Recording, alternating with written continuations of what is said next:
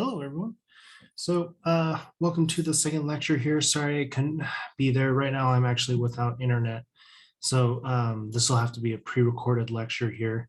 I should hopefully have internet here within 24 hours of you guys watching this. So if you do have questions, feel free to email me. You also know where to find my phone number as well. So feel free to ask questions that way in the meantime as well.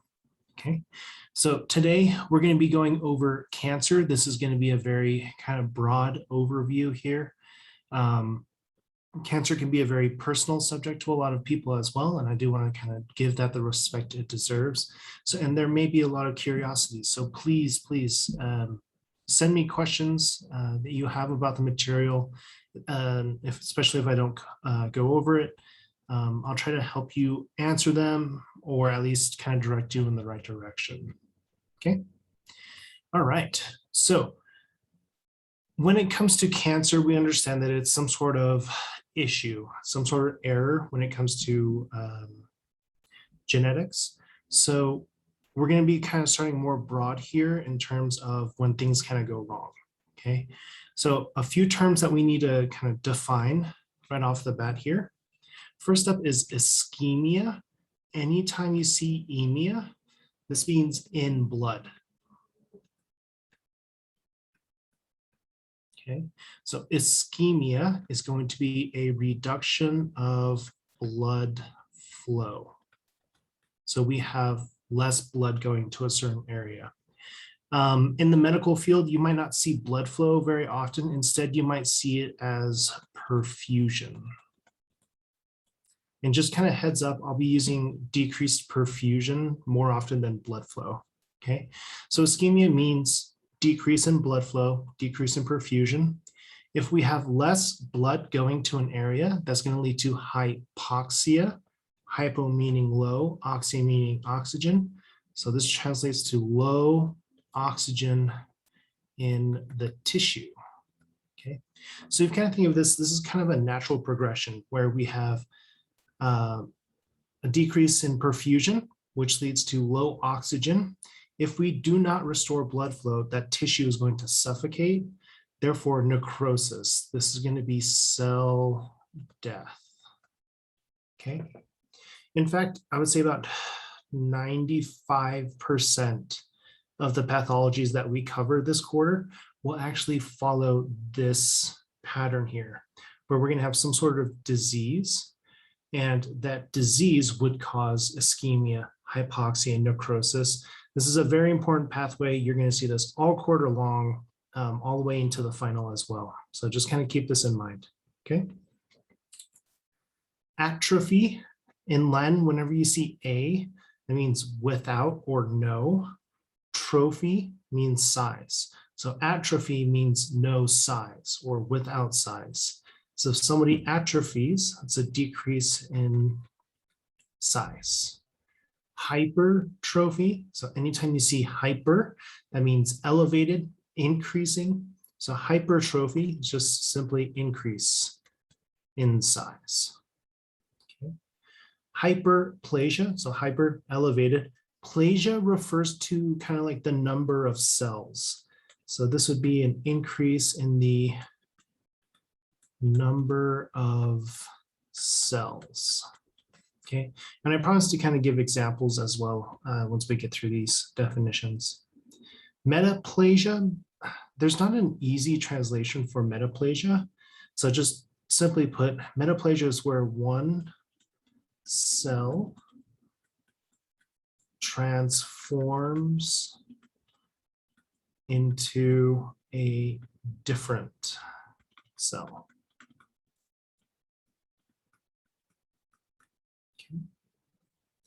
And finally, dysplasia. Anytime you see dys, this means abnormal.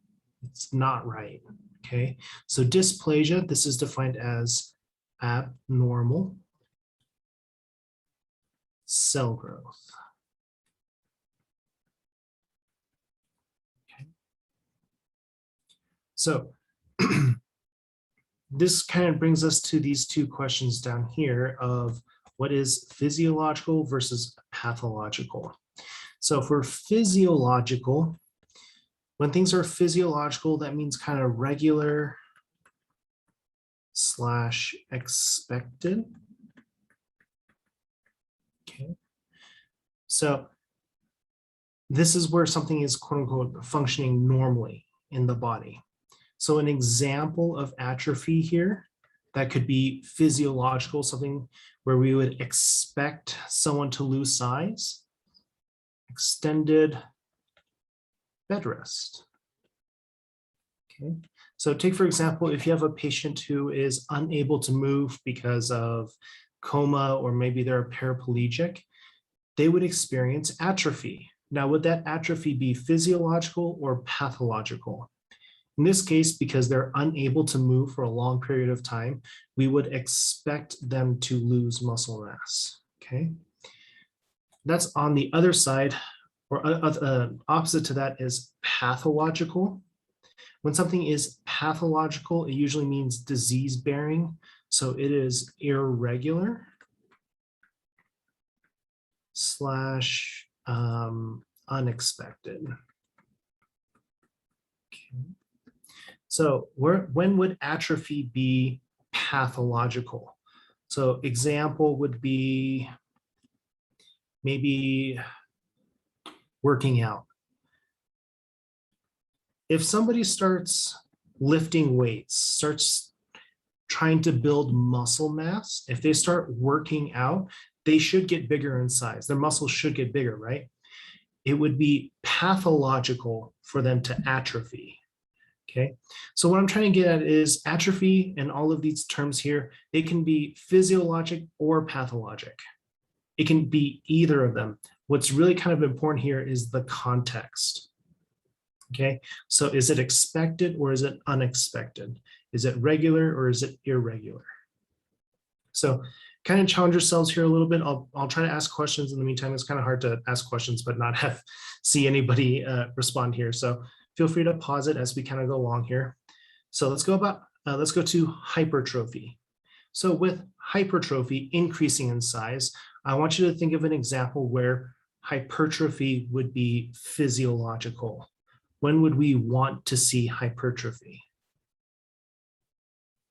Well, you can use the same example we used before about working out, right? I'm going to say example here would be hypertension. So HTN, that's an abbreviation for hypertension.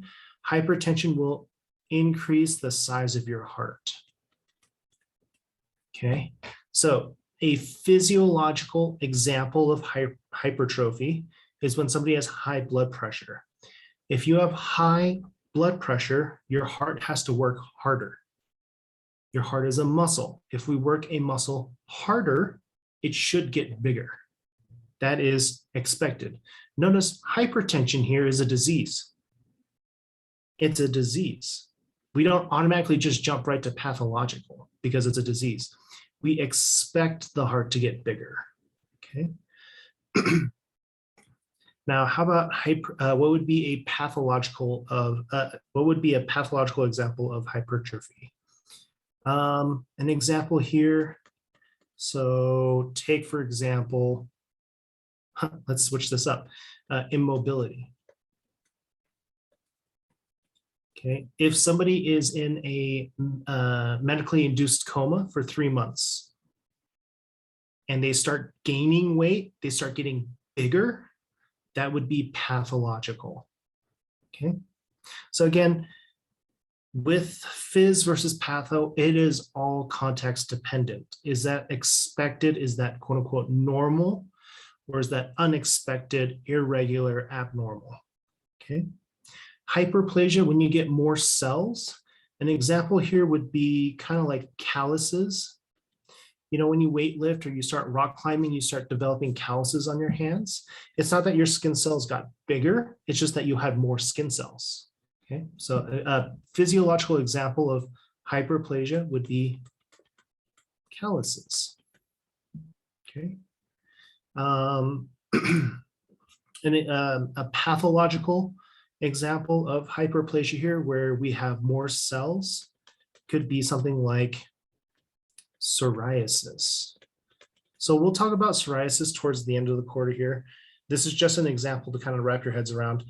Psoriasis is when somebody produces 10 times the number of skin cells an average person makes. They produce so many skin cells that it comes out in patches. That is not beneficial. That is not expected. That is quote unquote not regular. That is pathological. Okay. Metaplasia. Metaplasia, when cells transform into a different one, generally this is a defense mechanism. So more often than not, metaplasia is actually helpful. It's a physiological change. The example here would be kind of like GERD. Okay, so if I was to draw this out here, so I'm going to use black. GERD is acid reflux. So basically you have acid going from your stomach back into your esophagus. Okay, in your esophagus, your esophagus is lined with these columnar cells. And if I start splashing acid onto these cells, so GERD, what happens is these cells will change. Okay, they're going to actually become simple squamous cells. So they're going to become more flattened this way. When your cells flatten out like this, now we have more protection against that acid. So metaplasia is when one cell turns into a different type of cell. Now, once I stop having acid going out there, once I get control of my GERD, it is possible for the cells to go back. Okay, it is possible for the cells to go back. So just kind of highlighting something here. Generally, these ones right here are reversible. Okay, generally those 4 changes are reversible. So atrophy, someone who, again, is immobile for a long period of time, if they start physical therapy, they start increasing their activity load, we can reverse that. Hypertension, with my heart getting bigger, if I lower my blood pressure, my heart should go back down to its original size. Calluses, if you stop rock climbing, you don't have any more calluses, okay? Generally, they are reversible. Now, with dysplasia, that's irreversible. Once cells become dysplastic, they can't go back. Okay, we're going to go through 2 examples of dysplasia here coming up. Generally, because of the the abnormal, you can kind of default that to pathologic. Okay, so of these 5 right here, of these 5, any of them can be pathological. Some of them can be physiological. The only way you can really tell is if you look at the context. Is it regular? Is it expected? That's physiologic. Is it irregular, unexpected, abnormal? Pathologic, okay? Ischemia, hypoxia, necrosis. Now, this kind of comes with a grain of salt. We're assuming that the ischemia does not resolve, i.e., somebody has a reduced perfusion and we don't get blood to flow back. Basically, we don't restore blood flow. Okay, so whenever we talk about ischemia, hypoxia in this class, that is going to be pathological. Okay, so generally when we refer to ischemia, hypoxia, or necrosis in this class, it's brought on because of a disease. Okay. All right, so here are some pictures here kind of depicting these different adaptations. So take, for example, we have 4 cuboidal cells. If they get smaller, that's atrophy. Now, why are they atrophying? Is it because we're not using them? Well, then that would be physiological. Or are they atrophying because of some unknown, unexpected reason? That's pathological, okay? Hypertrophy, they're getting bigger. Hyperplasia, there's more. Metaplasia, we've gone from cuboidal down to simplified squamous. Dysplastic cells, I'm going to zoom in a little bit here just so you guys can kind of see. If we look at these cells here, the question is, what makes them dysplastic? What makes them abnormal? Do you see that cell right there? That cell has 2 nuclei. Okay, that cell has 2 nuclei. That's pretty irregular. That's not right. That's not typical.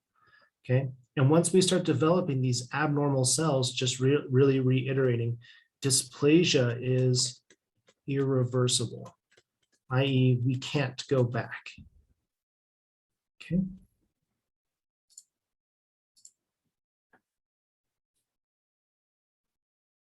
So the 2 examples of dysplasia that we're going to talk about here. First up is going to be in the cervix. Okay, let me adjust the zoom here. So first up is going to be in the cervix. Women, you guys are familiar with pap smears, right?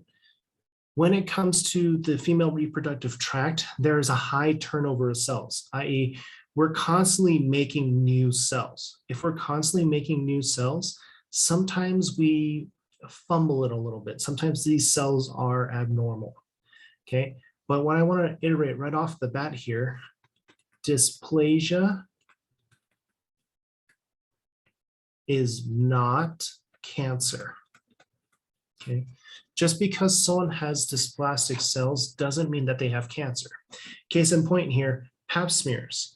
If a female patient goes and gets a pap smear and it returns abnormal cells, do we instantly assume that they have cervical cancer? No, we do not make that jump, okay? Just because someone has abnormal cells doesn't mean that it's cancerous. However, all cancers are dysplastic. Excuse me.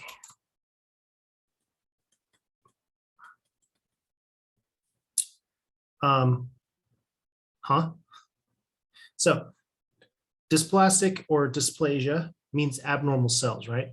Not all abnormal cells are cancer. However, if somebody does get cancer, we know that those cells are abnormal. Kind of think of it like I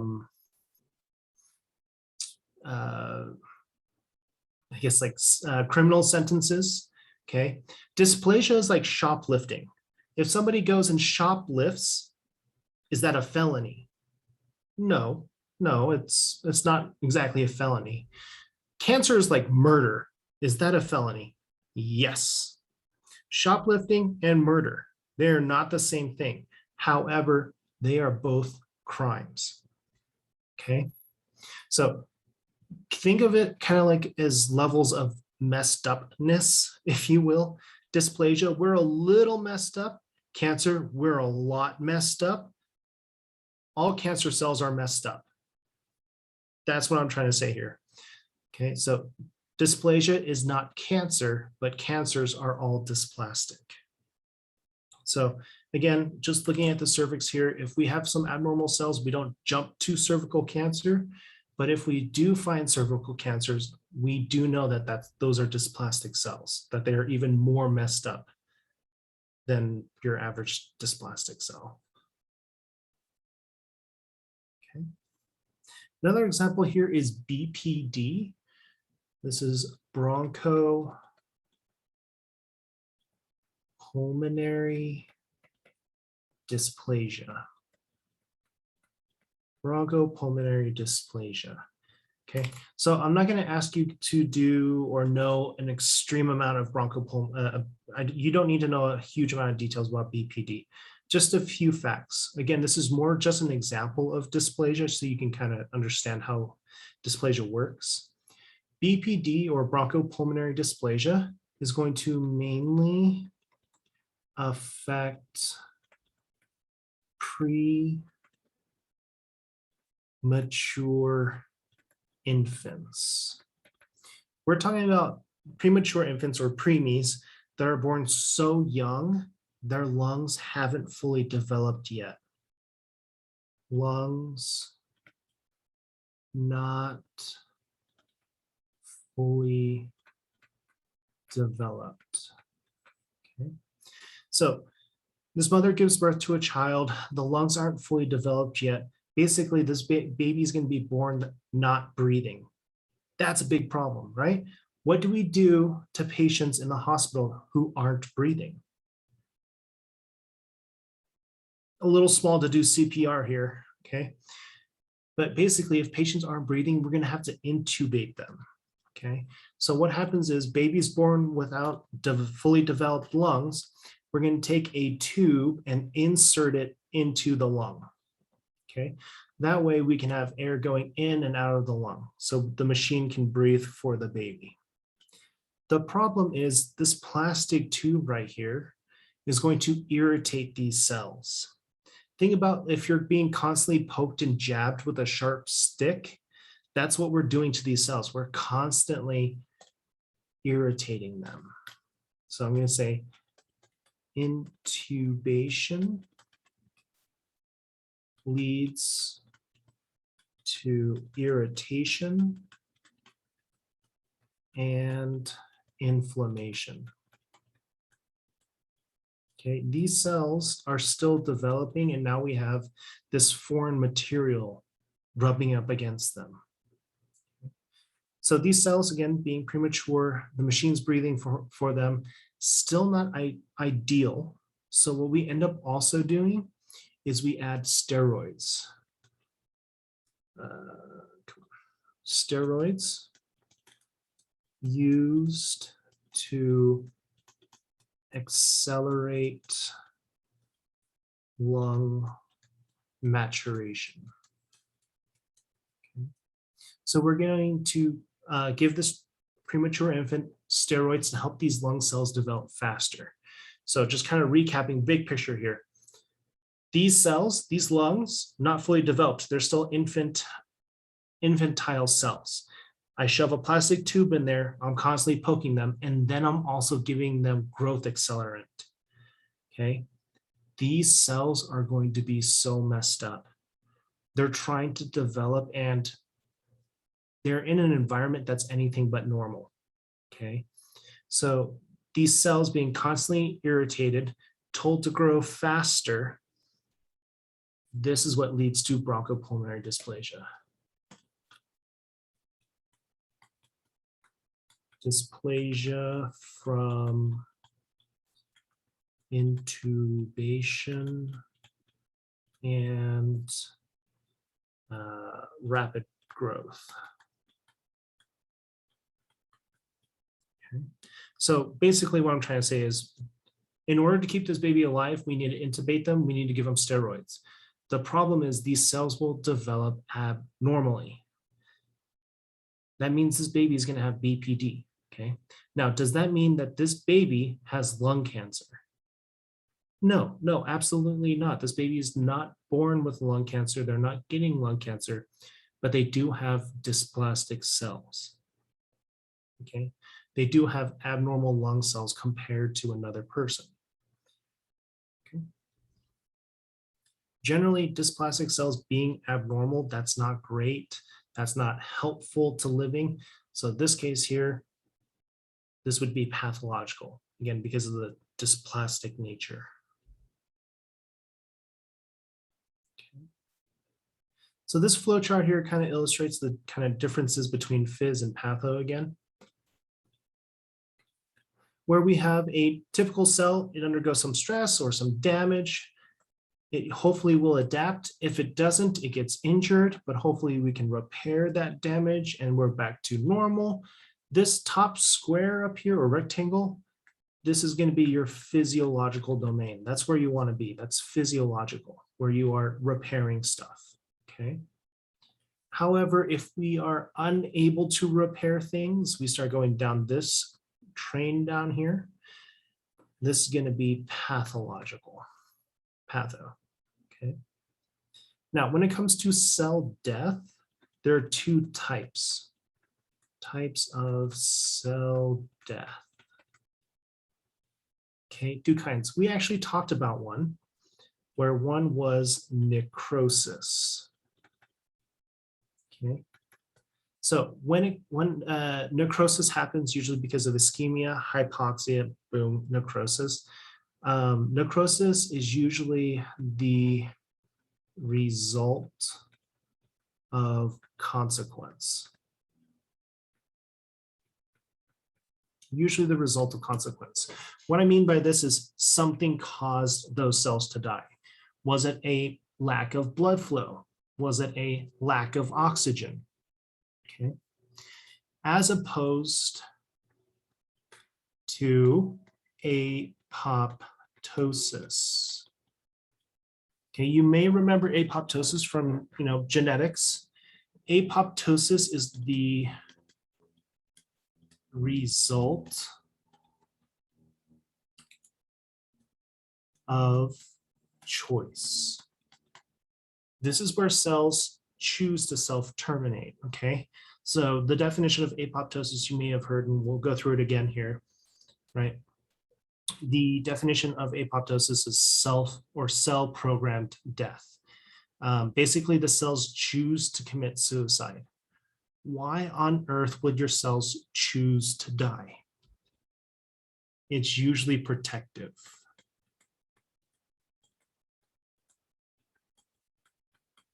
So to kind of give you an example of this, think about a sunburn, okay? If you're outside, you get a sunburn. As that sunburn heals, you'll notice your skin starts peeling, starts flaking. Why? The skin cells on the outside here have been hurt and damaged by the UV radiation. They've sustained an injury that they can't repair. It's so bad that they know that they can't go on anymore, so they choose to undergo apoptosis, the self-termination. That's why you start peeling. Those cells understand that, again, they can't be fixed, so they're going to terminate and then allow new cells to replace them.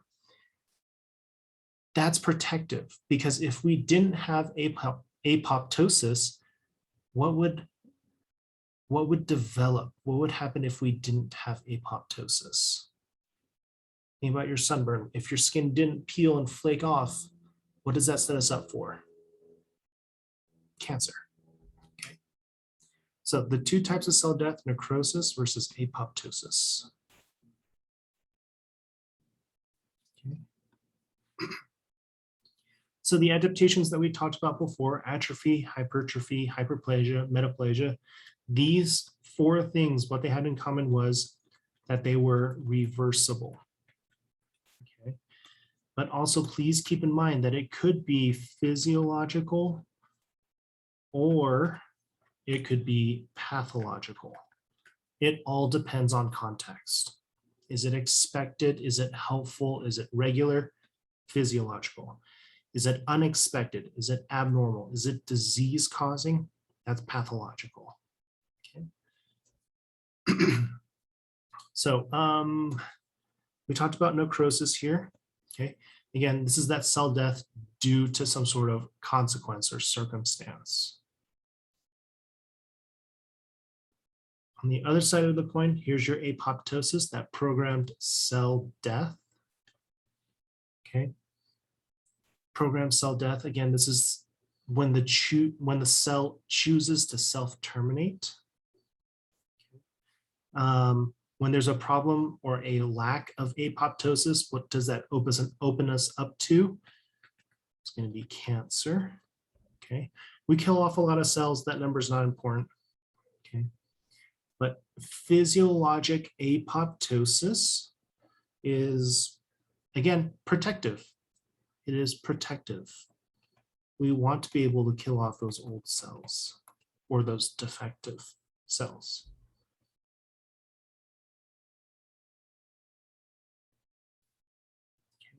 So apoptosis, this ability to self-terminate, is actually a very important cellular reflex, and it's controlled by this BCL2 gene. So there's a couple of genes that you need to know related to cancer here. BCL2 is one of them. BCL2, these are the instructions for apoptosis. Okay. If we somehow mess up the instructions, or we have a bad set of instructions, or we're missing BCL2, that means we can no longer undergo apoptosis. That means my cells can no longer self-terminate. That's one of the ways in which cancer can develop. Okay, so please keep in mind BCL2, this is a gene that's used to, again, these are the instructions for apoptosis.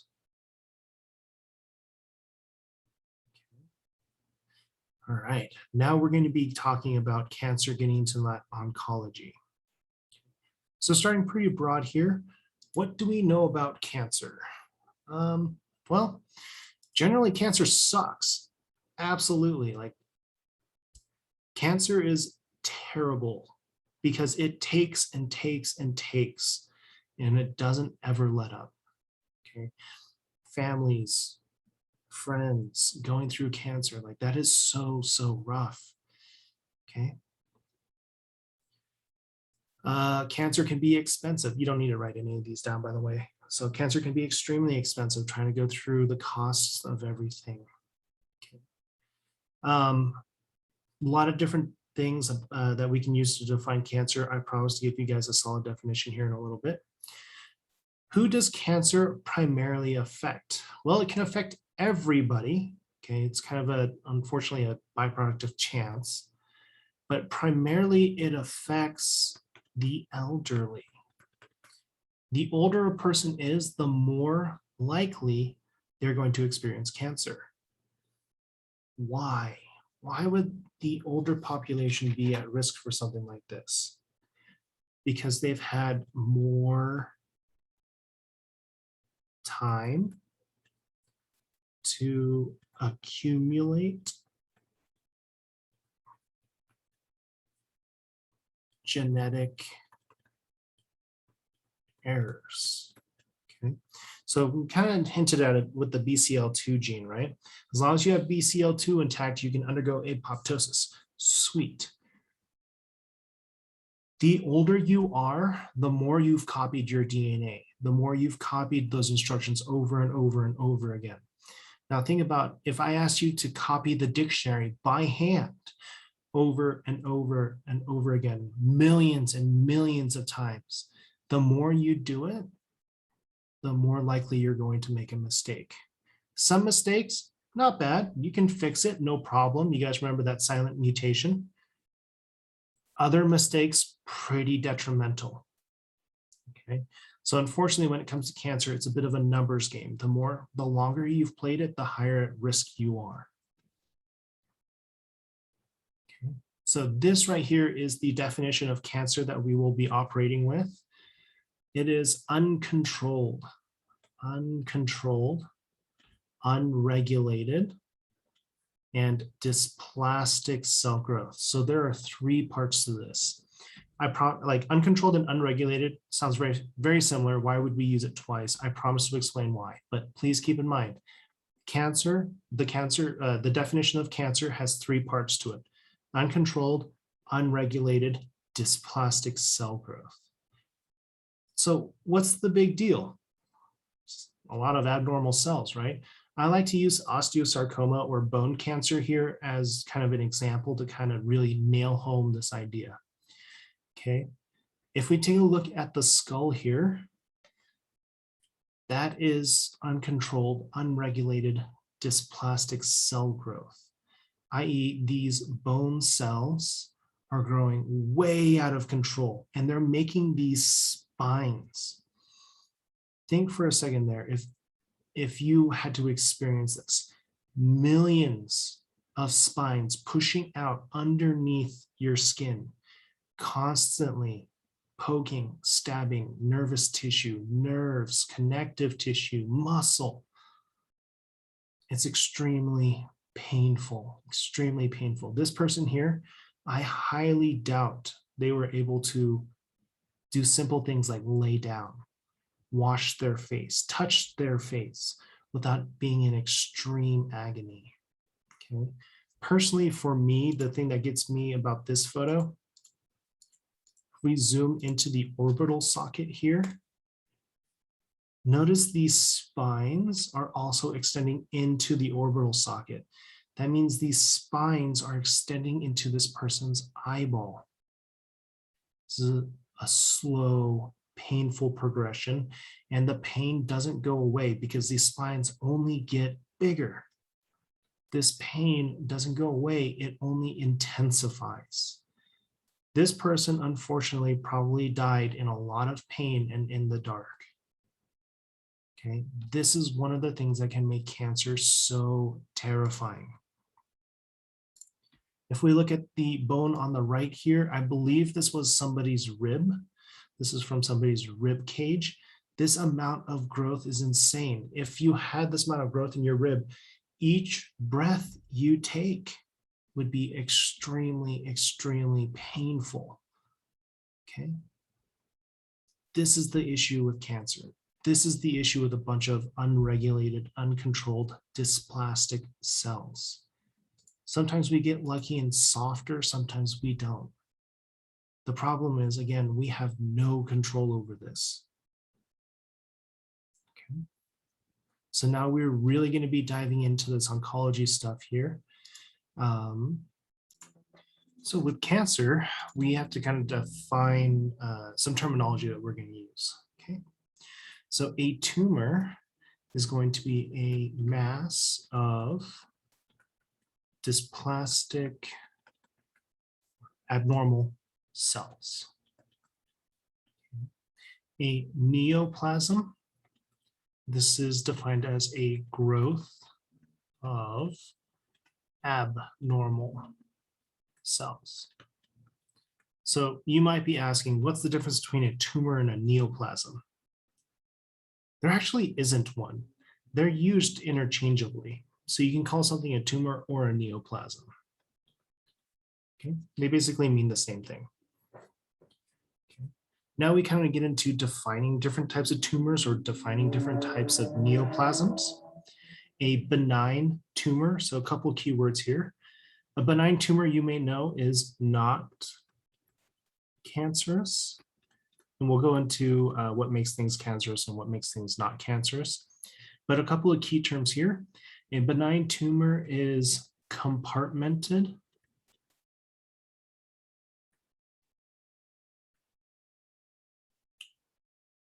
/ the basement membrane is still intact. Okay, so it's kind of encapsulated in a bubble. Okay, that's why we call it compartmented. If we still have this intact bubble around it, it can't just spread to another organ or something like that until that basement membrane is broken. So benign tumor is compartmented, i.e. the basement membrane is still intact. It has a slow metabolism. When something has a slow metabolism, that means it's a slow growth. Okay, so benign tumors, they don't grow as quickly as malignant tumors. Okay, so benign tumors have a slow metabolism. And in terms of treatment, it's really just going to be dependent on where it's at, but most of the time for treatment, we're going to be looking at surgical means, surgical removal. Okay, so if we can get to the benign tumor and take it out, we'll take it out. If we can't, unfortunately, we might have to leave it in there. That's more for the oncologist and the surgeon to decide. That's kind of outside of the scope of practice for a nurse. But typically benign tumors, we do remove them surgically. Okay, this is as compared to a malignant neoplasm or a malignant tumor. Now we've crossed the threshold and now we are cancerous. Okay, we are now cancerous. So with a malignant, we are no longer compartmentalized. The basement membrane is now broken. That means we no longer have this bubble around this growth, so therefore it can metastasize.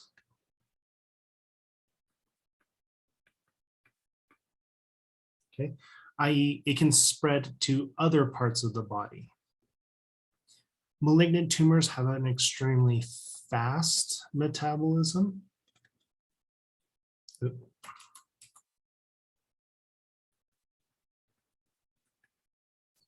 And another key kind of difference between a benign and a malignant tumor is a malignant tumor can invade nearby cells. Okay, and you'll see pictures of this here.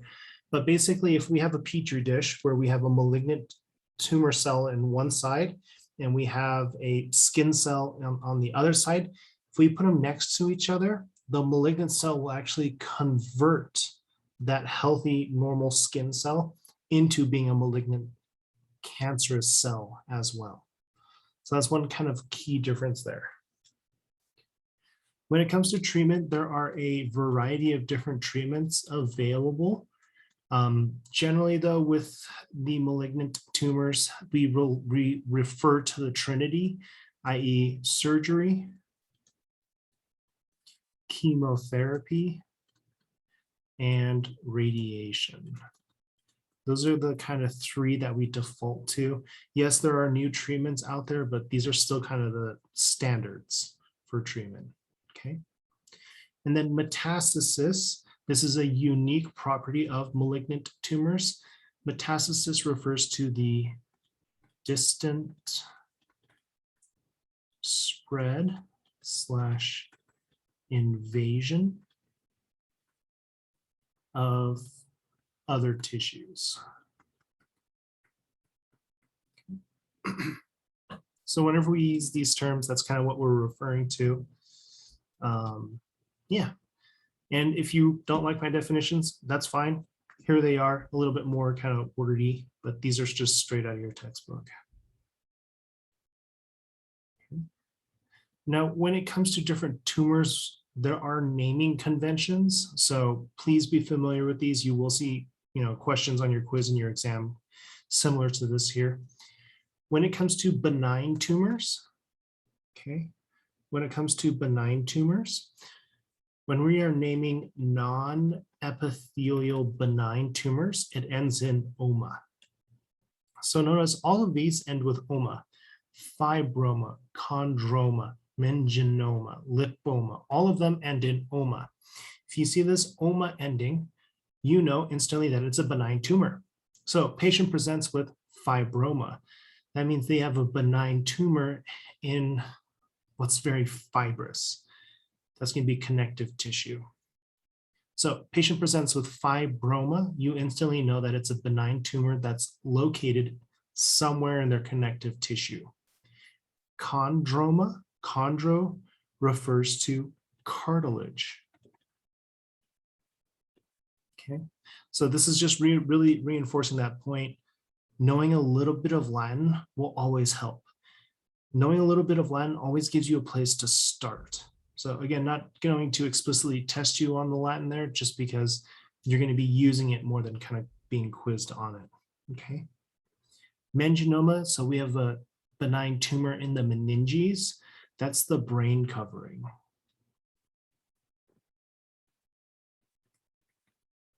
Okay. Lipoma in the lipids, i.e. adipose tissue, i.e. fats. Okay. So these 4 benign tumors, they are all non-epithelial benign tumors. They grow slowly, they're compartmentalized, they're not, metastasizing. Be familiar with them in the sense of be familiar with the locations, because some of them are more dangerous than others. Okay, just because something is a benign tumor doesn't mean that it's completely safe.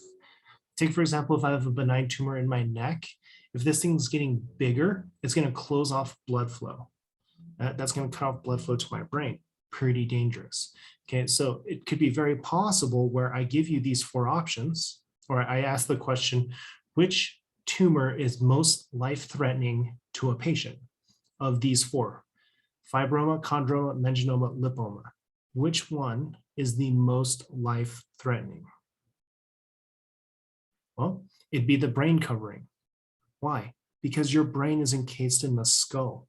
If you have a benign tumor growing inside that enclosed space, there's nowhere for your room to grow. This tumor is going to squish your brain. Okay, so please do not misunderstand that all benign tumors are safe. That's not the case.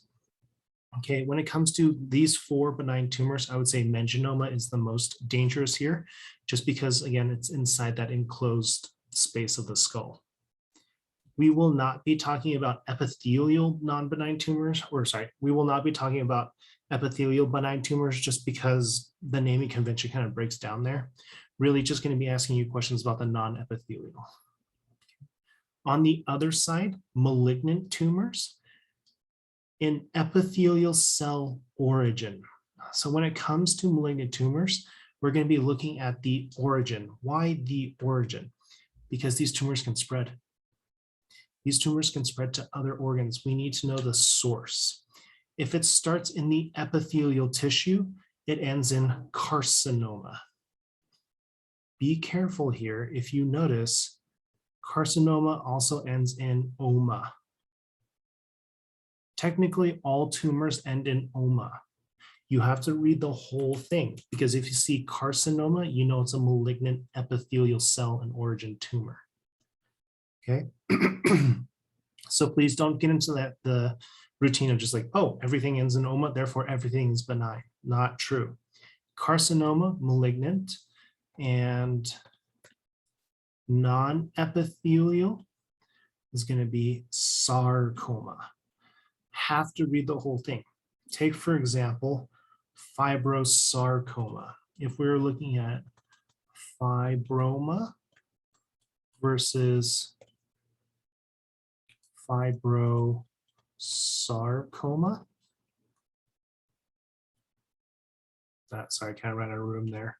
Notice they both end in oma. However, sarcoma means malignant. So which one's more dangerous, fibroma or fibrosarcoma?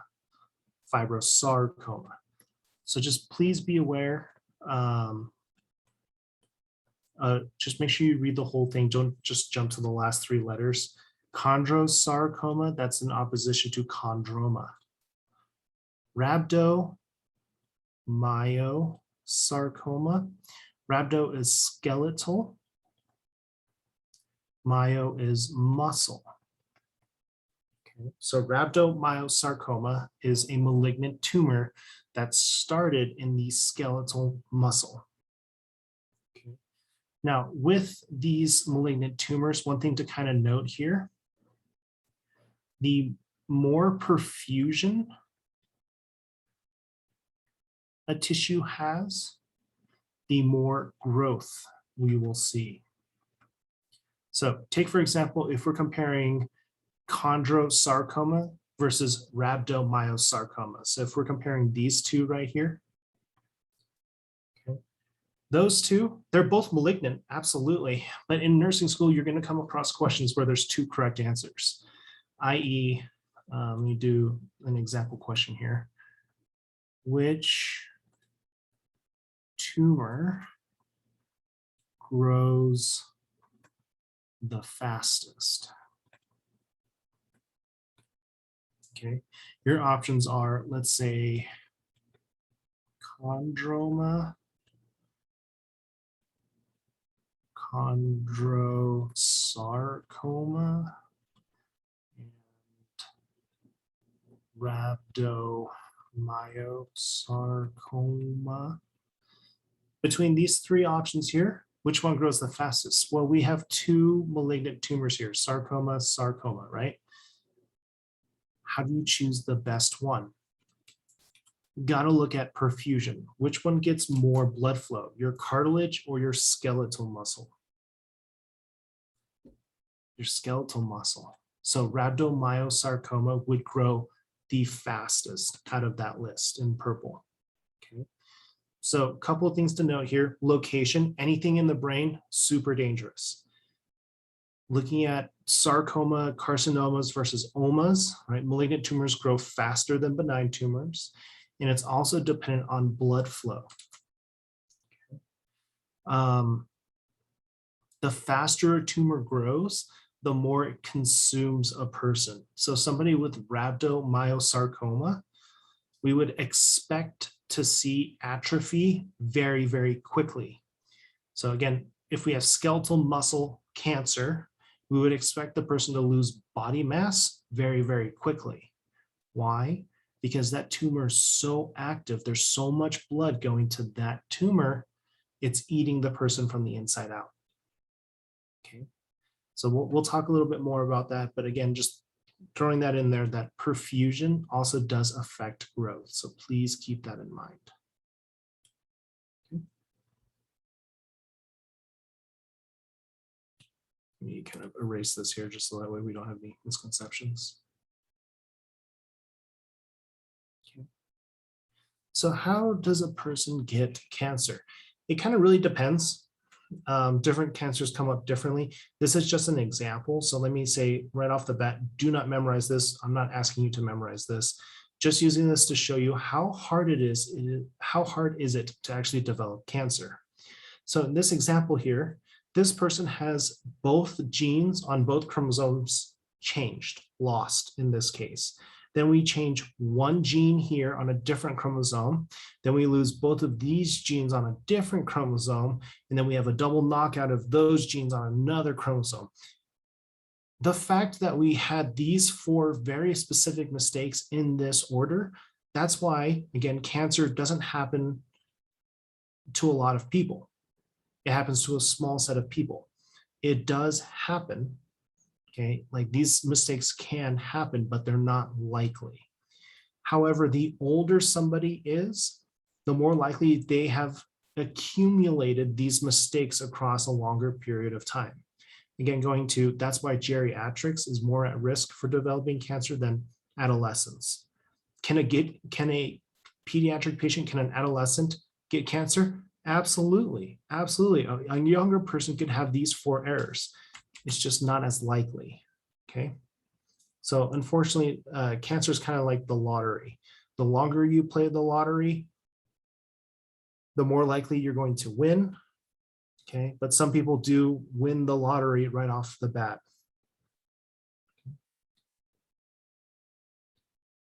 So let's kind of look at the development of cancer and how this kind of looks from a kind of macro perspective. So here we're looking at the villi in the small intestines, these little finger-like projections. Their job is to absorb things, okay?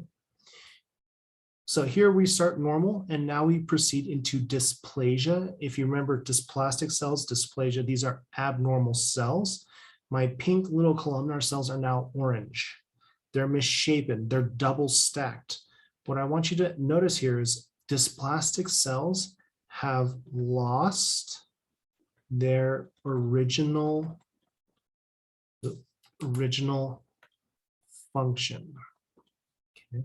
When cells become dysplastic, it is irreversible, but they have also lost what they were originally meant to do. Okay. These cells here, if you notice being double stacked, they can no longer absorb things in this situation here. That's what makes them dysplastic. These are abnormal cells. We're not cancerous, but they're just abnormal. Okay. You notice this cell down here, this little blue, or I guess purple one there? That cell is a little bit more dysplastic than the others. That cell has had maybe 1 or 2 other genetic changes. So they're all dysplastic. They're all, excuse the French here, they're all fucked up, but this purple one is a little extra fucked up. Okay. That leads us to in situ neoplasm. In situ means in place. And then you remember neoplasm, growth of abnormal tissues. So right now in this picture right here, it's still benign. It's still benign. That is not how you spell benign.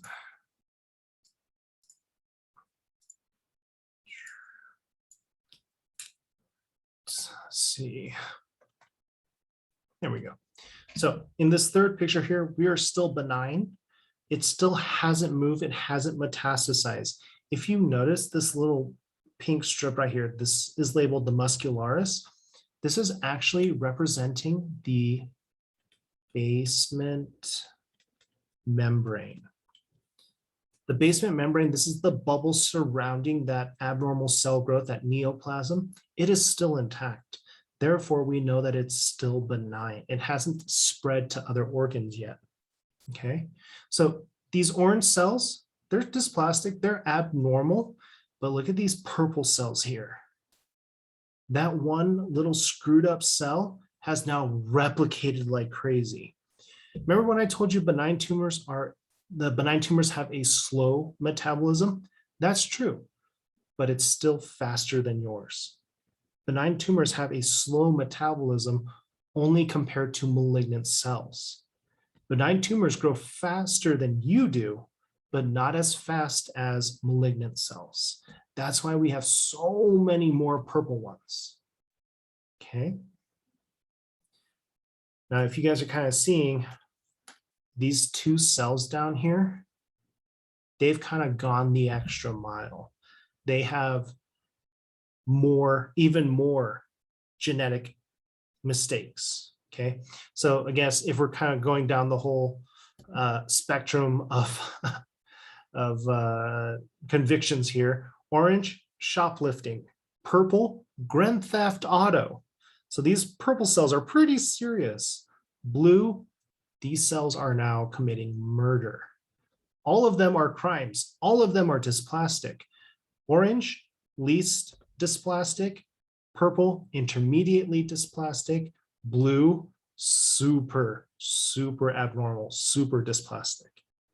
Okay, these blue cells, they start replicating and we have broken the basement membrane. They have punched through. So at this point here, we've crossed over into malignancy. Now we have a malignant tumor, excuse me. Okay, so can benign tumors become malignant? Oh yes, it really depends on when these cells get those specific genetic abnormalities, okay? Now your blue cells here, your blue cells are malignant. They have broken through the basement membrane. If you notice, something else is kind of also going on. When we had one purple cell, it just copied itself like crazy. That's why we have all of these purple cells. Your blue cells, yeah, they're copying each other like crazy, but they're also spreading. What's going on there? They're also spreading because malignant cells, so let me say malignant cells invade / convert other cells into malignancy. This is one of the reasons why malignant cells have a fast metabolism. Okay, malignant cells, yes, they reproduce quickly, but if you put them next to another cell, they can convert that cell into being a cancerous cell, even if that cell is already dysplastic. This purple cell, it's dysplastic, it's a benign tumor. We can convert benign tumors into malignant cells by just putting one malignant cell next to it.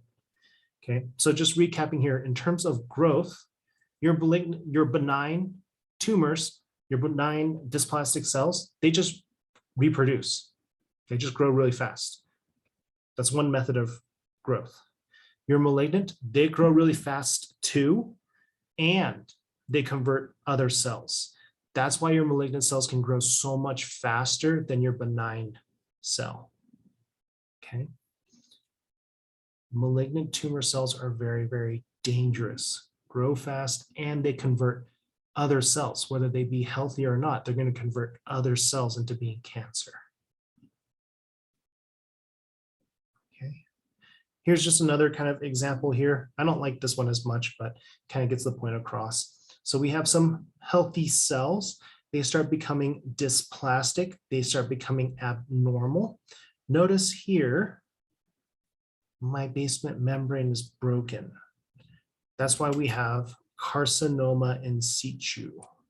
Carcinoma in situ. That is a malignant tumor with epithelial origin in situ, in place. We have a malignant tumor in place. It is ready to metastasize. It just hasn't yet. don't worry, I'm not going to give you a picture of a tumor and ask you if it's malignant or cancerous or something like that. Kind of labeling these things, that's going to be the oncologist's job. Instead, really, I want you as future nurses taking away the vocabulary. So if you hear about a patient with carcinoma in situ, you know it's about to metastasize. You know it's about to. It hasn't yet, but it's about to. Okay. And here, that's what we're seeing here. Once that basement membrane is broken, this cancer is free to invade other parts of the body, i.e. metastasis. Okay. So staging tumors. Again, I'm not going to show you a picture of the tumor and ask you stage this. That's the oncologist's job. Instead, I want you to be able to understand what the different stages mean. Okay, you've probably heard of stage 1, stage 2, stage 3 cancer. We'll talk about that, but in the field of oncology, T&M staging is more specific. It gives you more information about said tumor. Okay. Again, I'll probably be describing a patient using the T&M staging and then asking you, is this life-threatening? Is this not life-threatening? Which one, who's in the worst position? Who's in the most life-threatening position? Who's showing recovery, etc. Okay, so I'll kind of write down some of the examples here, but T stands for tumor size. Okay, tumor size. N refers to the nodes. This is talking about lymph nodes. This is talking about kind of like the degree of spread. Okay. How many lymph nodes have been converted? And then finally, M is metastasis. Has it spread? Okay. You do not need to know the range for these numbers here, but I'm just using these to kind of give you an idea. When it comes to tumor size, it can go anywhere between 0 and 3.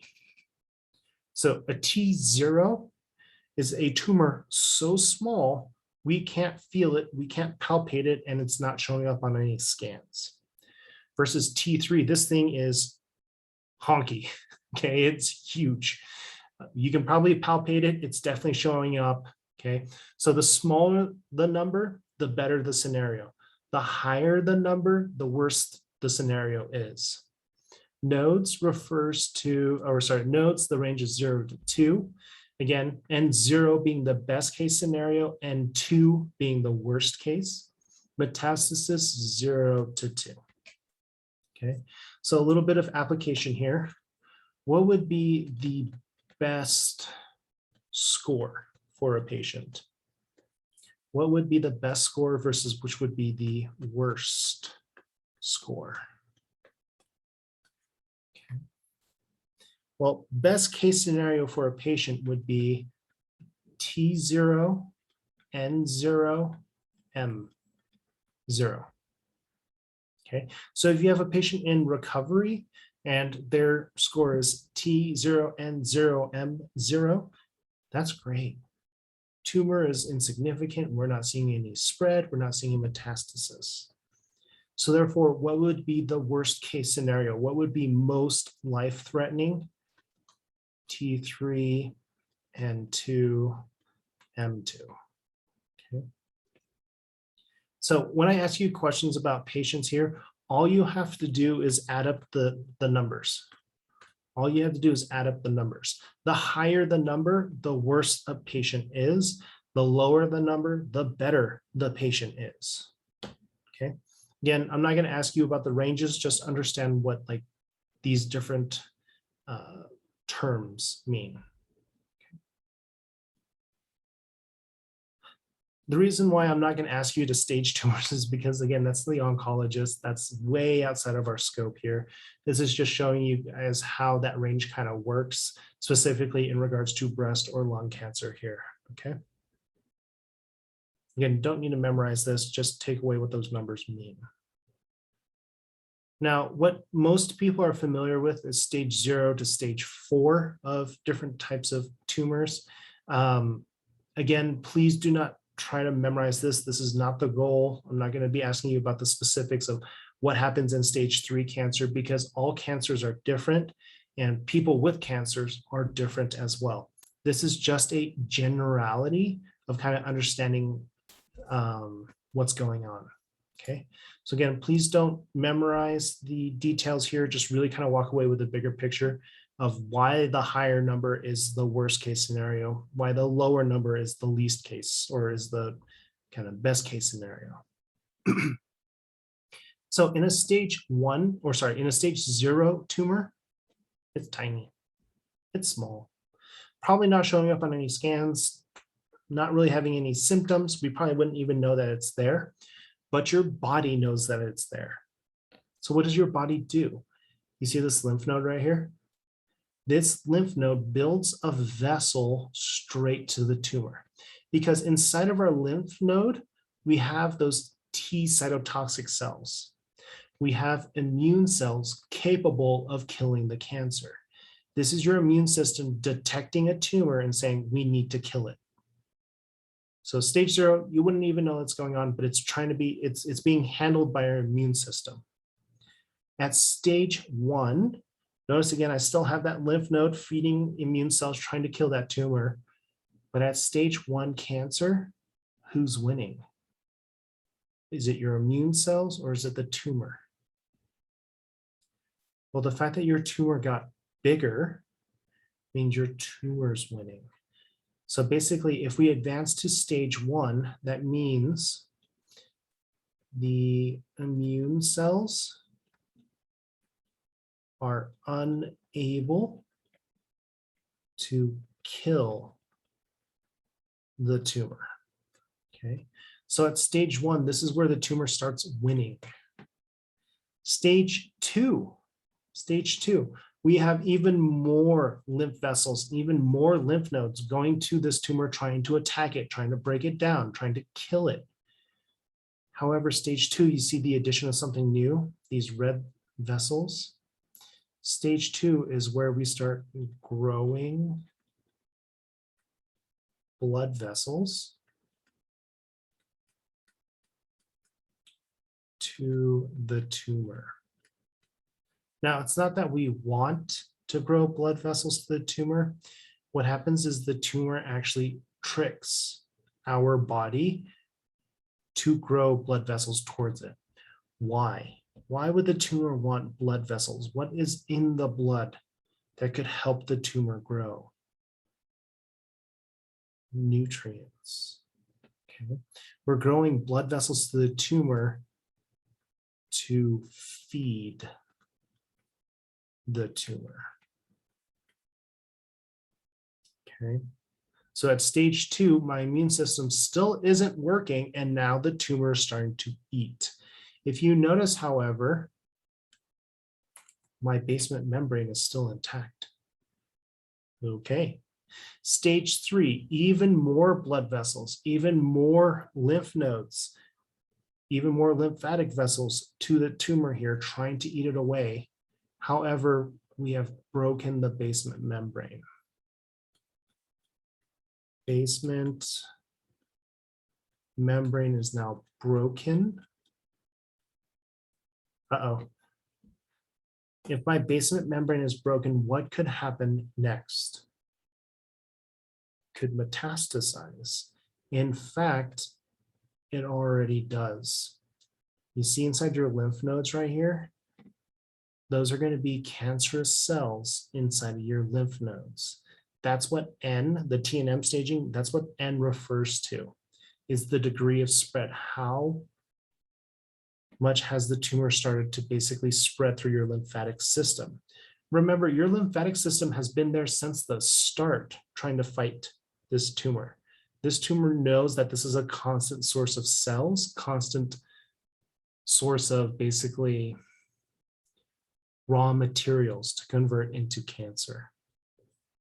Okay, so at stage 3, we see the basement membrane is broken and invasion of lymph nodes.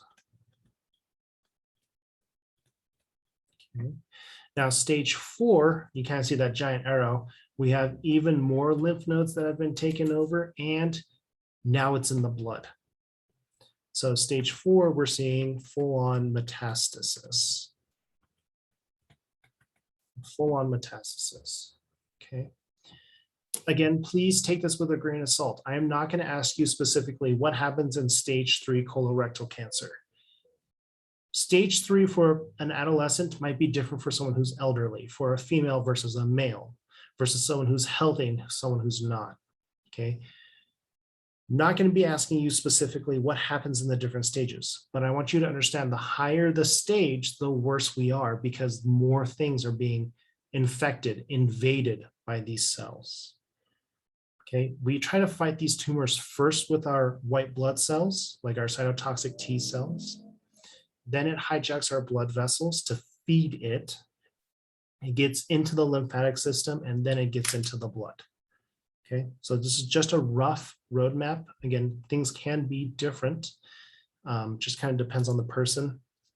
Again, that's going to be more for the oncologist there. So, but if you hear stage 4, you probably can expect that things have metastasized. Okay. Now talking about skin cancer, A, B, C, D, E, and I believe they're actually up to F now. You're going to cover this in health assessment, so I will not be testing you on this. This is just an FYI there. Lindsay does a great job of talking about it. Okay. All right, so now we're going to be jumping into the nitty-gritty stuff. We're going to be talking about the genetics, things that are happening on the genetic level to lead to cancer. Okay, so if you need a break, now's a great time to pause because yeah, we are going to be jumping into the detailed stuff. Okay, so let me know if you, or feel free to pause the video and come on back if you need to. Okay, so getting into the nitty-gritty of stuff here. This is going to be talking about the genetics, right? So the kind of small stuff. A couple of different types of genes that we should be aware of. So we already talked about BCL2 and how those are the instructions for apoptosis. A couple more genes here. Oncogenes, okay? So oncogenes, they are what kind of gives us the ability to make new cells. Okay, so I kind of think of oncogenes as the gas pedal. Okay, so this is the gas pedal to make you go. Oncogenes, these are the instructions to make new cells. Now, if you think about it, your car is only useful because you have a gas pedal. If your gas pedal didn't work in your car, you're not going anywhere. However, it is only useful if you are in control of it. So we start with a proto-oncogene, that is the normal state, i.e. this is the proto-oncogene is the gene that we are in control of. So this is the gene, this is the gene that's responsible for making new cells, and we have to be in control of when we need to make new cells. However, if it mutates into cancer, that's when it dons the term of an oncogene. Okay. So that is when we are out of control. So kind of putting some familiar wording behind this. A proto-oncogene, again, this is one that we are in control of. That is physiological. That helps us live our day-to-day life. When a proto-oncogene becomes an oncogene, where we have lost control, that is now pathological, okay? Because that sets us up for benign, if not malignant tumors. So oncogenes are the gas pedal. Your tumor suppressor genes, these are the brakes. These are the brakes to your car, okay? When would you ever use the brake? Well, you use the brake to slow down. Your tumor suppressor genes negatively affect proliferation, i.e. this helps us slow cell growth. Okay. So your tumor suppressor genes, being the brakes, they are useful. Your car only works because you have a gas pedal and a brake pedal. You're in control of both. your tumor suppressor genes are physiologic, as long as you have them. Okay, so if you start speeding out of control, you want to use your brakes. If you start making a bunch of cells, you want to rely on your tumor suppressor genes. Now, your tumor suppressor genes, you get one copy from each parent. So, i.e., you have 2 copies in total. So kind of going back to the car example here, you have your brake pedal. That's the one you're probably most familiar with, but you also have your e-brake, your handbrake, okay? In your car, you have 2 brakes. In your genes, you have 2 tumor suppressor genes. As long as one of them is intact, you can slow down cell growth, okay? Specifically speaking, this is that other gene, P53. Okay, so these are the 2 genes you need to know kind of by name. BCL2, which was the apoptosis gene, and P53, which is your tumor suppressor gene. Okay. So these are your, again, your brake pedals. You'll have 2 copies, one from mom, one from dad. The reason why you need to know P53 specifically, a disruption of P53 is found in about 50% of cancers, i.e. P53, the guardian of the human genome. If something goes wrong with P53, it's a coin toss. It's a coin toss of whether you get cancer or not. So again, this is why it's known as the guardian of the human genome, is it can stop most cancers. If your brakes get cut though, we can't stop that speed. We can't stop that cell proliferation. Okay. So these are the 6 hallmarks of cancer. CAH is an abbreviation of cancer. You should probably know these because you need to have these 6 hallmarks. Think of these as like kind of like check marks. You have to have these 6 fulfillments in order for it to be quote unquote called cancer. Okay, so these are the 6 things that defined cancer. We're going to kind of get into each of them here, but those are the titles that's used kind of in your textbook there. Okay, so the first 3 hallmarks we're going to be talking about are going to be the genetic changes. Okay, so I know I have 6 on here. I just do 3 on this slide and 3 on the next slide. So just kind of give us a little bit of room. Okay. So the first hallmark that we're going to talk about, notice I'm not putting numbers behind this because it can happen in any order. These are more kind of bullet points, check marks, etc. Okay. First one we have is self-sufficiency to growth signals. Okay. What does that mean? It means it's self-sufficient. It can tell itself to grow. Cancer can tell itself to grow. Why?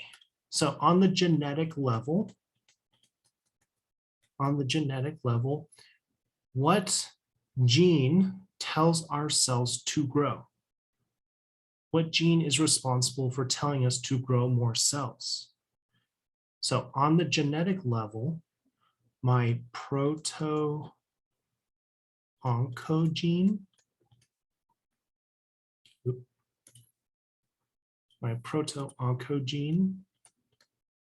has mutated into an oncogene. Okay, so on a genetic level, my proto-oncogene, my gas pedal, which I was in control of, has now changed, mutated into an oncogene. The analogy here,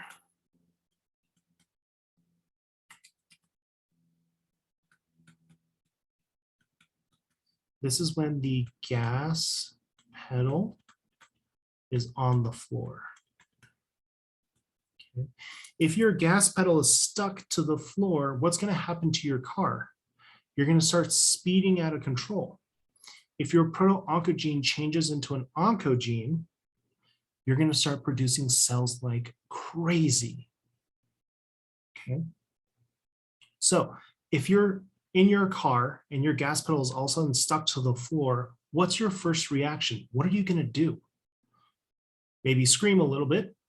Absolutely. But what should you do? Hopefully the next thing that you try to do is you step on the brakes. Okay. And that's where the second hallmark comes in. This is going to be insensitivity to anti-growth signals. So on the genetic level, what has happened is, keyword here, we have a double knockout of P53. Okay, P53, those were your brakes. Those are the things that tell you to slow down. Don't make any more cells. In cancer, we have lost both copies. So going back to this car analogy, I'm sorry, I really like this car analogy, it kind of works pretty well. You're in your car, your gas pedal's on the floor, you're speeding out of control. What do? Hopefully you step on the brakes. You step on the foot brake. Uh-oh, nothing happens. You pull your handbrake. Shit, nothing happens. Both brakes have been cut. So the analogy there is that both brakes have been cut. All right, so kind of, I'm sorry, this analogy also does give me a little bit of anxiety as well. You're in your car, you're speeding down the highway, you're hitting, I don't know, 95, 100, 110. You step on the brakes, nothing happens. You pull your handbrake, nothing happens. What do you do now? This is cancer in a nutshell. You're producing cells unregulated. Sorry, let me put this in here as well. That's where the unregulated part of the definition comes from. You step on the brakes, nothing happens. You can't control it. Okay. So that's why we have unregulated and uncontrolled in the definition of cancer, because those are two different things that are going on. What do? Realistically, I'm asking you, what would you do if that was the case? Scream, try to honk, get people out of the way. Personally, what I would do is I would self-terminate, i.e. I would veer off the road because I don't want to hit anybody else. I don't want to hit another family. I don't want to cause anybody else any harm. So I'll undergo apoptosis. I'll self-terminate. That's when the third hallmark comes into play here, is where we evade apoptosis. Okay. For those of you brave enough to say that you would tuck and roll out of a speeding car, not possible at 95 miles per hour. Okay. Nice try though. Cancer cells can evade apoptosis. They can choose to not self-terminate. Why? What's going on? Think about what gene controls apoptosis. BCL2, right? The problem is that we will bury / lose BCL2 under these telomeres. I promise to explain what's kind of going on here. There's a slide with a picture coming up here. But basically, I lose the instructions to self-terminate. Okay, the analogy here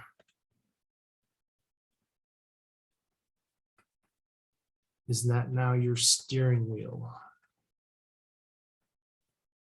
is now locked.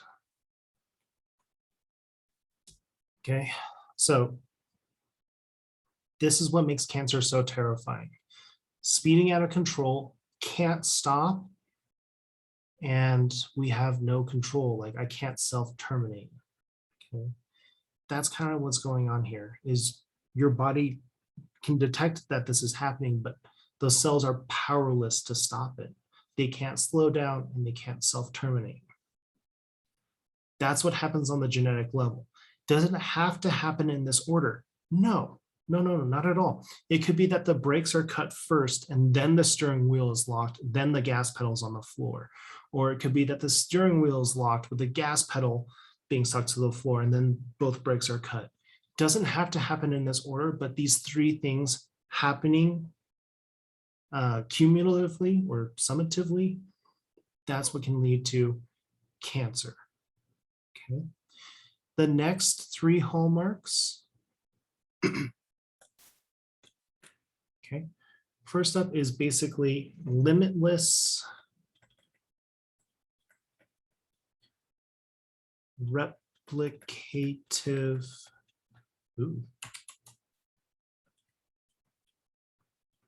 potential. Kind of exactly as it sounds. Basically, this thing can reproduce without any sort of limits. Genetically speaking, hallmarks 1 through 3 have been achieved. Okay. The analogy here, I'm just going to be simply put the tumor is now immortal. Okay. This is the thing that's also kind of terrifying about cancer. Cancer cells are immortal. If left alone, they will not die. They will not die on their own. They can't. Okay. They can't self-terminate. And if you kill one of them, it's reproducing so quickly that it's just going to keep making more. You just can't kill it fast enough on your own. For all intents and purposes, if you put a cancerous tumor in a petri dish and give it food, it will live forever. There is a tumor that we harvested back in the 70s. I can't remember the exact story behind it, but there was like some ethical issues there. There was a tumor that we harvested in the 70s that we still use for a lot of genetic cancer research. It's still alive in this petri dish 50 years later, making these crazy, crazy growths still. Okay. Cancer, tumor, they're immortal. They will outlive us because we can't kill it by ourselves. Next step is we see sustained angiogenesis. Okay, sustained angiogenesis. Angio refers to blood vessels. Genesis refers to creation. So the tumor is now growing or creating blood vessels towards it. Why? Why would a tumor need blood vessels? Anybody remember? Okay, so there's not really an analogy, just the explanation here is that the tumor grows blood vessels to itself to feed its growth. Okay. And then finally, the last one here, metastasis. Okay, now again, this is the hallmark, right? Once the tumor can metastasize, what does metastasize mean? It means that it can spread to distant organs because the basement membrane is now broken and it can invade / convert other cells into malignancy. Okay. This is why a benign tumor is considered non-cancerous. A benign tumor fulfills maybe 5 of these hallmarks, but a benign tumor does not metastasize. This is why we say a benign tumor is not cancerous or a benign tumor is non-cancerous. However, if left alone, it can metastasize, it can invade / convert other cells. That's when we see the benign tumor turn into a malignant tumor, i.e. cancer, okay? So these are the 6 hallmarks of cancer. These are the 6 things that a tumor needs in order to be defined as cancer. Please know these, especially if you want to get into oncology. Yes, this seems like a lot of detail, but if you work in oncology, think about your patients. What are they going to ask you about their cancer? How did this happen to me? Why did this happen to me? And I want you to be prepared enough where you can kind of explain this here. They're not looking to check you off on the 6 hallmarks. Like, do you know the 6 hallmarks? They're asking more, what happened on the genetic level? What could I have done differently? Okay. So please be able to explain these 6 hallmarks of cancer in your own words.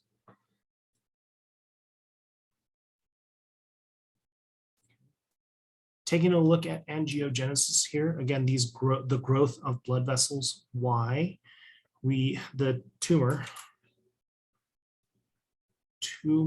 grows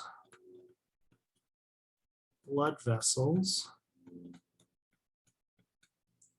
to feed itself. So this is kind of one of the things about specifically malignant cancers or malignant tumors. Whatever's in your blood, it's going to go into the tumor. It's going to feed the tumor. Any sugar, any lipids, any energy, any resources you have, it's going to go to the tumor. Okay. Tumors effectively will eat a person from the inside out. Okay. So you remember that car analogy I was telling you about where your gas pedal's on the floor, your brakes are cut, and your steering wheel is locked.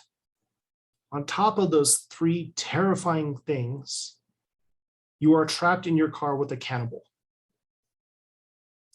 That's cancer, okay? You don't need to write this fact down here. I'm just kind of using this to explain here. Tumors, they have anywhere between 10 to 20 times the insulin receptors compared to a normal cell. That means these tumor cells can take in 10 to 20 times more nutrients than your average cell. So think about an average person. Again, you don't need to write anything that I'm writing in green here, just really trying to belabor this point here. An average person, you need, give or take, 2,000 kilocalories per day. Okay, we're not talking about weight gaining, we're not talking about weight loss. Average person, you need about 2,000 calories a day just to live, just to maintain. If we were to clone the average person out of tumor cells, that means your tumor would need anywhere upwards of maybe up to 40,000 calories per day. Okay, I want you to imagine what 40,000 calories looks like. Basically, you're taking 20 days worth of food in one day. this tumor is going to eat all of the food that you eat.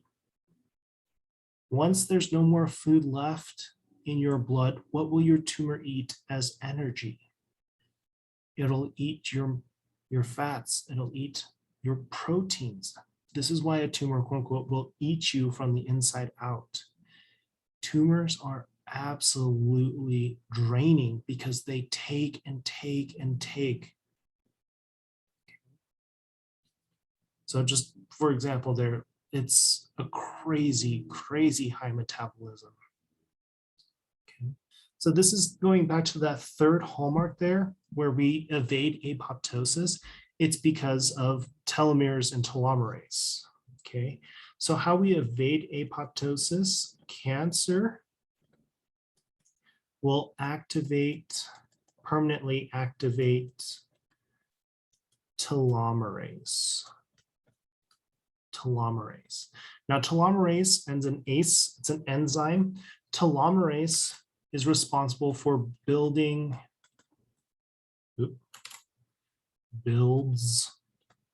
telomeres. Now, what on earth are telomeres? Telomeres, I'm trying to remember where I can do this. So let me kind of highlight this here first. We have a permanent activation of telomerase, which builds telomeres. Telomeres are the protective end caps to DNA.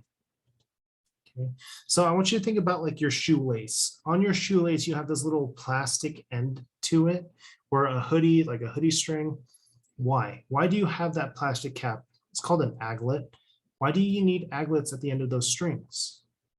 Well, you need to have these aglets to prevent those strings from unraveling, right? So that's what telomeres are. So here, for example, in blue, this represents your DNA, okay?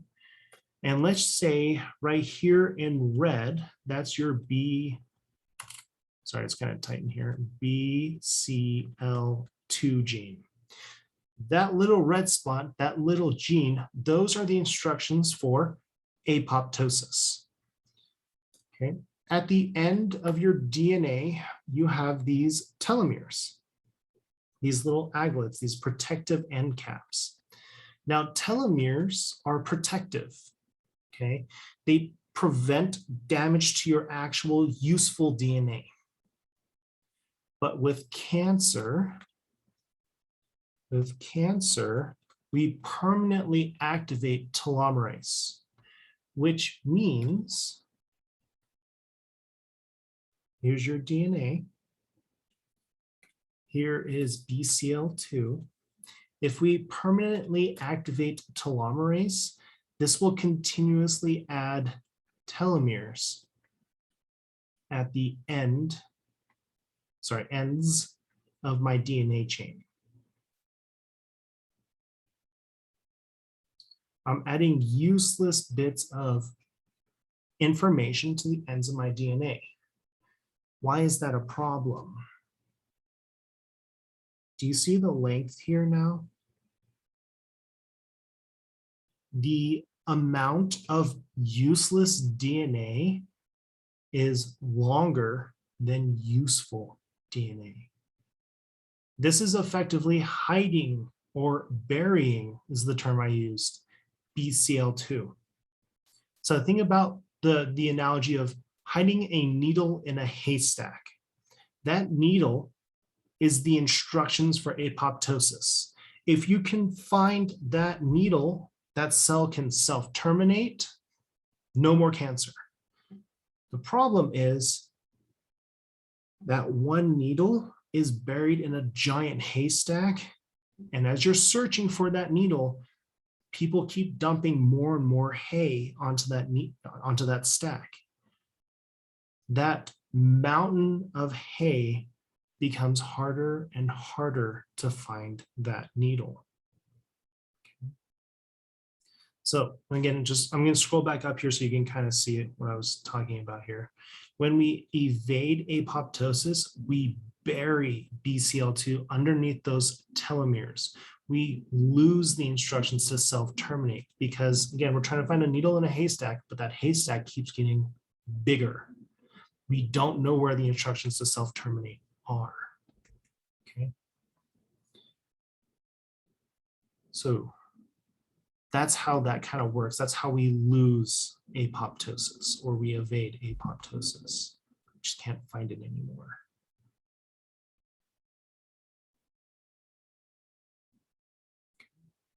So that's the genetics bit. Now we're going to be kind of taking a step back out here more towards the macro side, talking a little bit about manifestations, signs, symptoms, and epidemiology. Okay. This slide right here, I find absolutely fascinating. I actually did a little bit of research in this when we were talking about physiological aging. Not going to go into crazy depth here. You don't need to worry about it. What you do need to kind of take away from this here is really just kind of this step right here. Okay, so basically we have some sort of DNA damage. Again, you're sitting out in the sun's hitting your skin, we're damaging our skin cells. First choice to stop cancer is apoptosis. That's why our skin peels. Now, if we can't stop, or if we can't undergo apoptosis, i.e. we've lost BCL2, the second step here is DNA repair. Now, we're not trying to repair the entire genome. That's impossible. We are just trying to repair DNA enough to activate BCL2. Okay. So once I have a sunburn, DNA damage, first step, apoptosis. If I can't undergo apoptosis, I'm going to repair the skin hopefully enough so I can access those instructions so then those cells can shed. That's why your sunburn, sometimes you shed it all in one stroke. Sometimes it might be a couple of days or a few days, okay? So that's really the only takeaway part from this slide that you need to worry about. Now, when it comes to this slide here, you do not need to know these numbers. These numbers change. That's not what's important here. Really use this slide as more of a means to kind of understand stats. So always be kind of hesitant or careful when somebody supplies you with stats, because you don't know what they're trying to make you buy, what they're trying to get you to buy into. Okay, so take for example here in North America, back in 2012, we had about 1.8 million cases of cancer. Okay, now I hail from Southeast Asia. We had less than 1 million cases. So if we look at these numbers, is it fair to say that if you're from Southeast Asia, you are less likely to get cancer? No, no, no, no, no. Okay, what I'm trying to say here is correlation is not causation. Okay. So that's what I'm trying to say is be careful when people give you stats. They will try to connect things that are not meant to be connected. Correlation does not mean causation. Okay, so just be careful. When it comes to different cancers and how they affect different people, again, not looking for you to memorize these numbers. That's not the point here. Just want to highlight a couple of things. Renal cancer, pancreatic cancer, and colorectal. These three cancers are highly aggressive. So colorectal, kidney, and pancreatic cancer are highly, highly aggressive, and they're usually asymptomatic until stage 4. Okay, so what does this mean? if someone was to get pancreatic cancer, they might not have symptoms until stage 4. Now, if you remember, in stage 4, that was the worst stage to be in. That's the most advanced stage. That means somebody with pancreatic cancer wouldn't know that they had pancreatic cancer until they find other cancers, i.e., that cancer has metastasized. Sorry, Jim. So it looks like you have skin cancer. When we did a scan, it was like, yeah, that skin cancer is early. We can remove it. But we found out that the skin cancer came from your pancreas. And we didn't know, but you have stage 4 pancreatic cancer. Okay. So i.e., these 3 cancers here, you usually don't detect them until you've seen other cancers. Crazy stuff. They're super aggressive because there's so much blood that goes to them. Okay. So just again, highlighting those 3 specifically. In terms of manifestations or signs/symptoms, okay, so S/S, that means signs/symptoms. I don't really discern between the two. I think in health assessment, you have to kind of more so. But one of the manifestations, one of the signs, one of the symptoms of cancer is pain. Why? Do you remember that picture I showed you of the bone cancer, the osteosarcoma, with those spines growing out everywhere? That is an example of pain. That would cause a lot of pain. What I'm trying to say here is that pain, this can be the result of the cancer itself or the treatment of cancer. Take, for example, benign tumors. How do we treat benign tumors? Surgery. Surgery is not painless. That's why we need anesthesia. Okay. So pain can come from the cancer or from the treatment or both. Okay. Fatigue. Why? Why would someone feel so tired from cancer? Why would someone feel so tired from cancer? Do you remember what I told you about angiogenesis and about being locked in a car with a cannibal? That cancer is eating your supplies. It's eating your resources. It's eating you. It's eating your food. So the fatigue can be the result of the cancer, the tumor. Or it can be the result of treatment. Anybody feel like running a marathon after chemotherapy? No, God, no. Radiation drains your energy as well. So as an oncology nurse, it can be kind of really hard to sort out what's the source of their fatigue, what's the source of their pain. Cachexia, this is severe tissue wasting. What would be another term that we've used? What's another term for cachexia that we have used? Atrophy. So cachexia is severe atrophy. Why? Why would someone be losing size? Why would their tissues be wasting? Well, same thing as above. It could be the cancer, the tumor eating the person alive. Or it could be the loss of appetite. That's one of the things you're probably familiar with marijuana.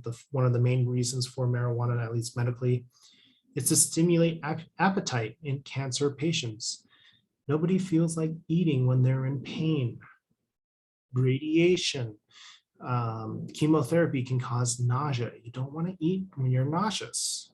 That adds to the cachexia. Okay, so with the cachexia, the severe tissue wasting, it's kind of dependent on, again, how aggressive that tumor is. So something that's malignant, sarcomas or carcinomas, they're going to cause cachexia very, very quickly because they have a high metabolism. Benign tumors, omas, again, not as fast. They can cause cachexia, but just not as quickly. Okay, so the cachexia, just want to reiterate or reconnect that to a point we made earlier.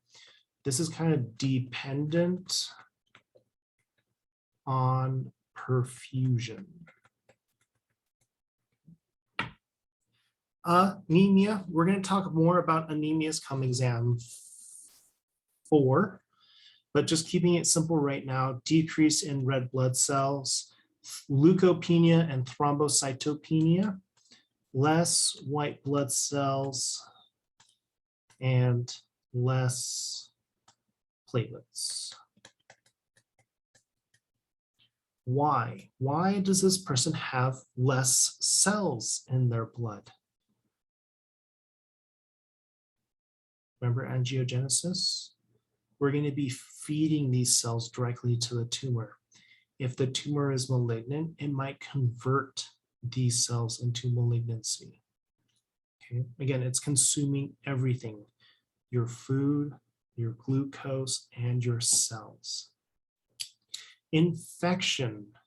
The reason why infection is in red, big point here, this is the #1 clinical concern in patients with cancer. Why is this such a concern? Why is infection the thing you need to watch out for in a patient with cancer?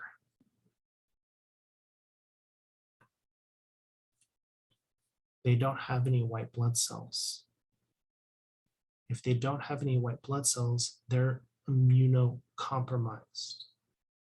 Patient who's immunocompromised cannot fight infections. In fact, infections are usually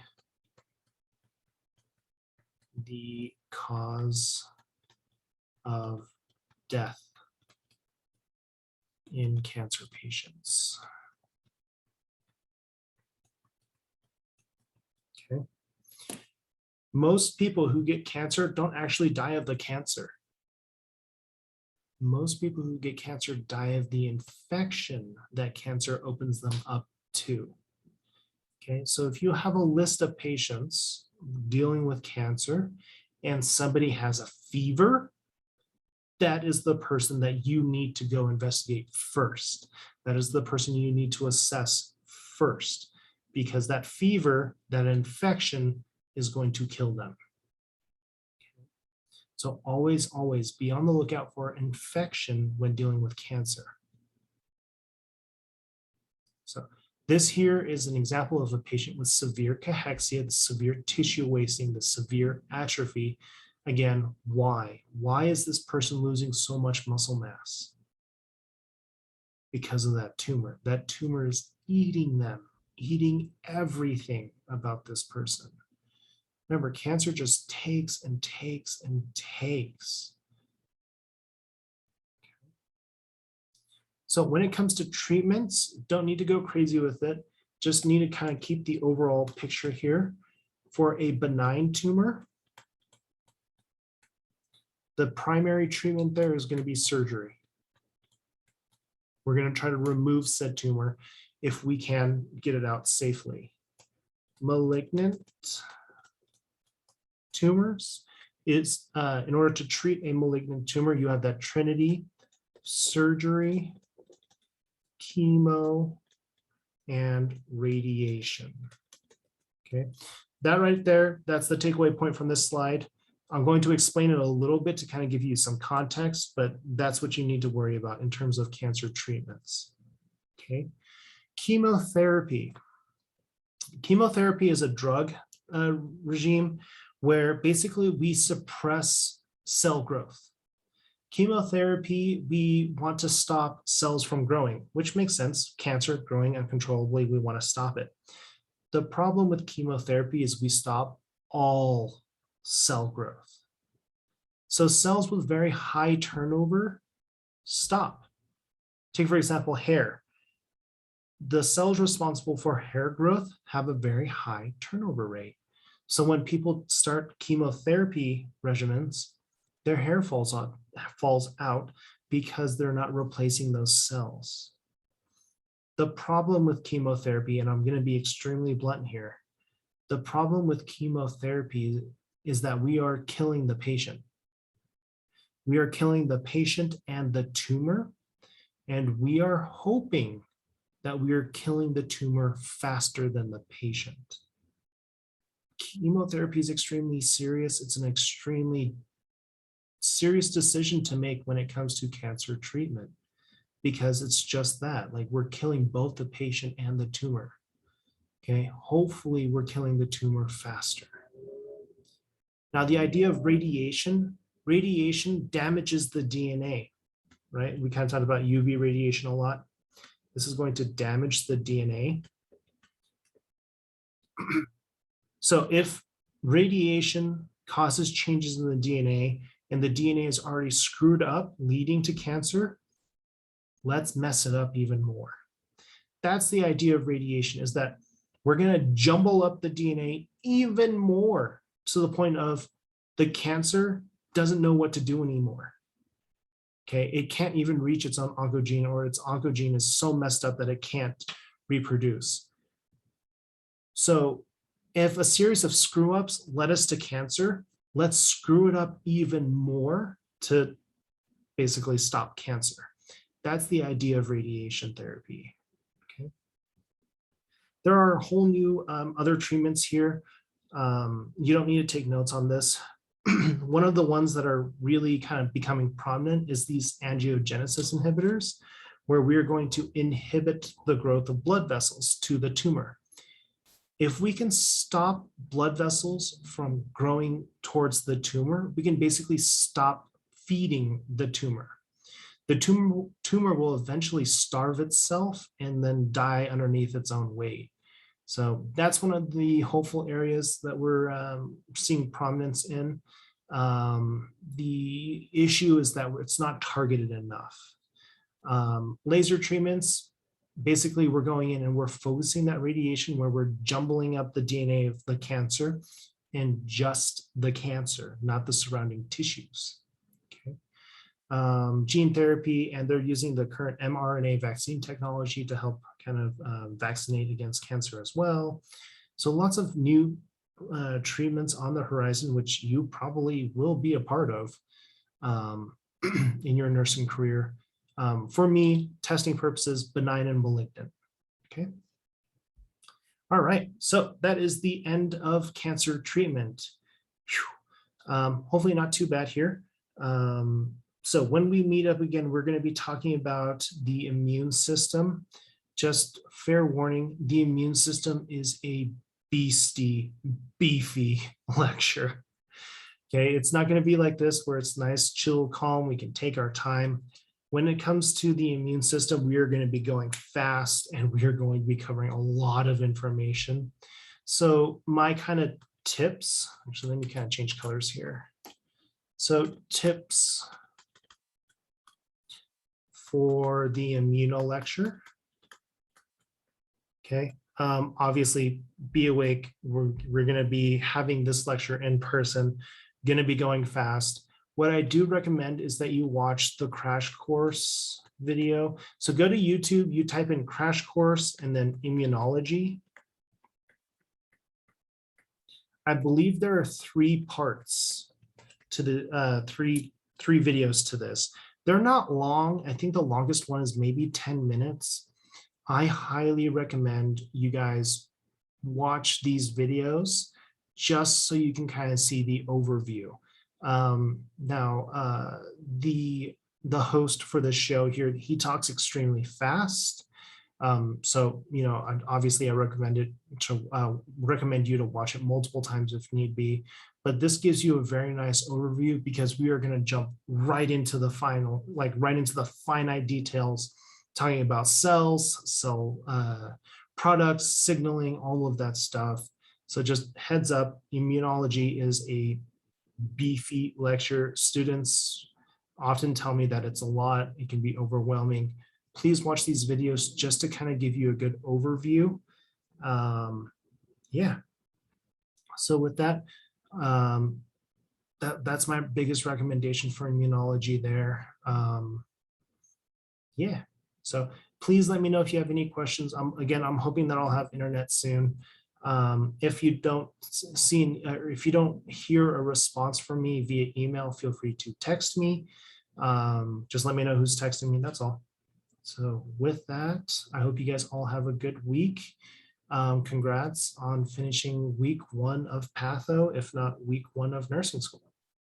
All right. I will see you guys next week, and yeah, stay safe.